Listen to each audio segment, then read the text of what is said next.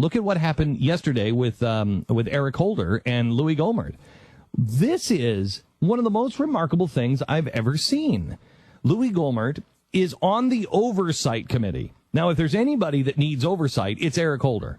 But they can't seem to get him to do anything. This guy, you want to talk about Slick Willie. This guy gets out of absolutely everything. So he's not afraid of the oversight committee. And I want you to understand, oversight committee means that these are the people that, you know how people say, well, Holder works for us. No, he really doesn't. You think the average citizen can walk up to him and say, you work for me, Mr. Holder? No, he doesn't care. But the Congressional Oversight Committee can. Because that's their job. That's their job. They're the ones that can say contempt. Mm-hmm. You're dirty. You should be fired. We're going to close the purse strings for you. I mean, they have the actual tools at their disposal. This small group of people can actually hurt him. So what does he do? He shows great disrespect. And what I believe happened, and I want you to listen for yourself, what I believe happened is Louie Gohmert is saying, I know contempt of Congress doesn't mean anything to you because they've already held him in contempt once. And what happened? The president rode in on his black stallion and saved Holder. He went in and said, oh, you know what, executive privilege. And so Congress could do nothing about it. And so Louie Gohmert is making the point, you don't care.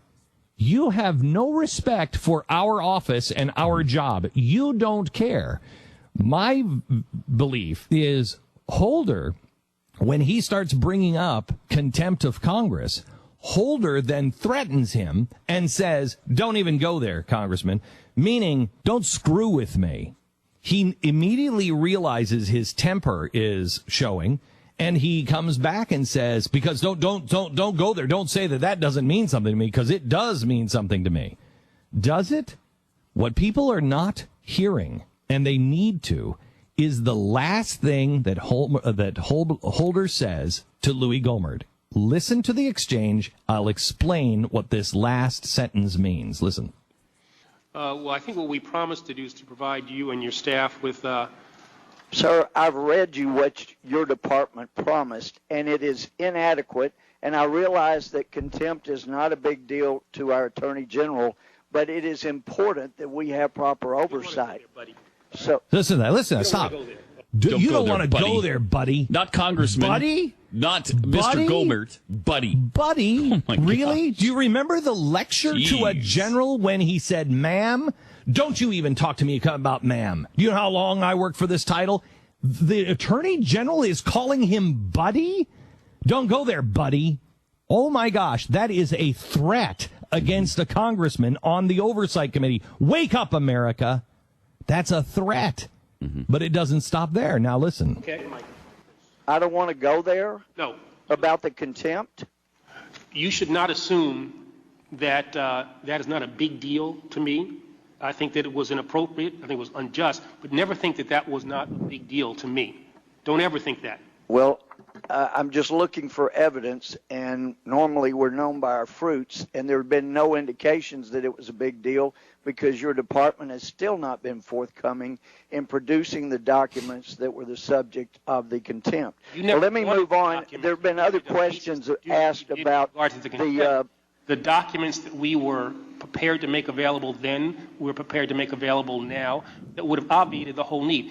This was all about the gun lobby and a desire to have a... So we've been trying to get to the bottom of Fast and Furious where people died, where at least a couple hundred Mexicans died, and we can't get the information to get to the bottom of that. So I don't need lectures from you about contempt. Nice. And I don't need lectures from you either. It is very difficult to deal with asking questions. As a former judge, I'd never have asked questions of someone who's been held in contempt.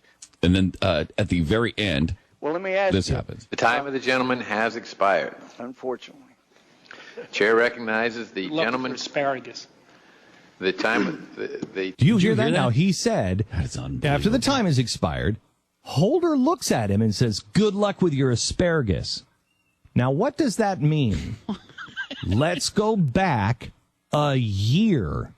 Let's go back to May 2013 when Louie Gohmert got tongue-tied while he was questioning Eric Holder. Listen. But the Attorney General failed to answer my questions about what was after Bud. He went back and something else regular order, Mr. Chairman. aspersions on my asparagus. The gentleman's in. Okay. So he was. I don't know what he was searching for, but like don't aspersions on my character. Yeah, Character. And he says asparagus instead. So since May of last year, Holder has been hanging on to that. I'm going to get him sometime. And I'm going to use that. And so, can you imagine the almost a year later? Psychotic. The contempt. It really is. These guys are the worst people I have met. This is somebody. This is not a guy who falls to his knees and is humble and says, "Lord, just help me." No. This is not. These are not people who are afraid. You have the Attorney General of the United States of America, who is dirty, who has done things over and over and over again and has gotten away with it, who is not afraid of Congress, who is now saying this to the Oversight Committee. Not just not afraid, he has no respect. No respect. He has nothing. Absolute contempt not even for them. Not even respect for the office. No. His office or Louie's office. There is no respect. You used to say, well, I mean, people used to say this to me all the time. At least have respect for the President of the United States. Really? When you guys start acting like it, maybe I'll respect it. I have profound respect for the office of the United States of America. More so than anybody, I think, in Washington. And that's on both sides of the aisle. I think I can count. But how many times have you begged that the Secret Service be investigated? Yeah, because this president needs to be protected. I mean, this is insane, and people do not care. That is a warning shot. These guys are out of control.